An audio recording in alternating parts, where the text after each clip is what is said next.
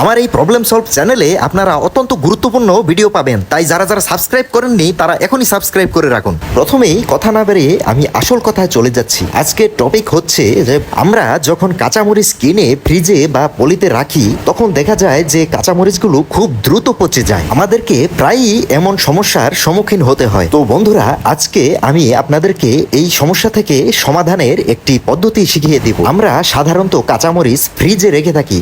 তো ফ্রিজে রাখার আগে এই কাজটি করলে আপনার মরিচ অনেক দিন পর্যন্ত টাটকা থাকবে। মরিচ ফ্রিজে রাখার আগে আপনি মরিচের বোটাগুলো ছাড়িয়ে নেবেন। বন্ধুরা, আপনারা ভিডিওতে দেখতে পাচ্ছেন আমি আমার মরিচের বোটাগুলো ছাড়িয়ে নিয়েছি, কারণ মরিচের বোটা থেকে পচা আরম্ভ করে। সেক্ষেত্রে যদি মরিচের বোটাগুলোকে ছাড়িয়ে নেওয়া হয় তাহলে মরিচগুলো প্রায় 10 থেকে 15 দিন পর্যন্ত টাটকা থাকবে। মরিচের বোটা ছাড়ানোর পর মরিচগুলো একটি পলিতে পেঁচিয়ে তারপর আপনারা ফ্রিজে রেখে দিতে পারেন। এভাবে মরিচগুলো অনেক দিন পর্যন্ত টাটকা থাকবে এবং অনেক দিন পর্যন্ত ফ্রিজে রেখে খেতে পারবেন। তো বন্ধুরা, যারা বারবার এই সমস্যার সম্মুখীন হচ্ছেন তারা এখনই এটি চেষ্টা করে দেখুন। প্রয়োজনীয় যে কোনো সমস্যার সমাধান পেতে আমার চ্যানেলটি অবশ্যই সাবস্ক্রাইব করে রাখবেন। ধন্যবাদ।